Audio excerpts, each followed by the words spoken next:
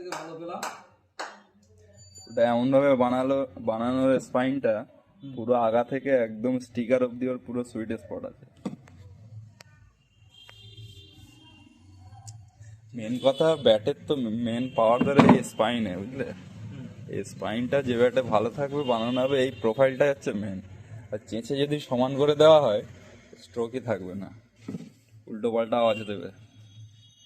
এসে বেত আছে, বেতের ডাটি দেখে না আপনারা।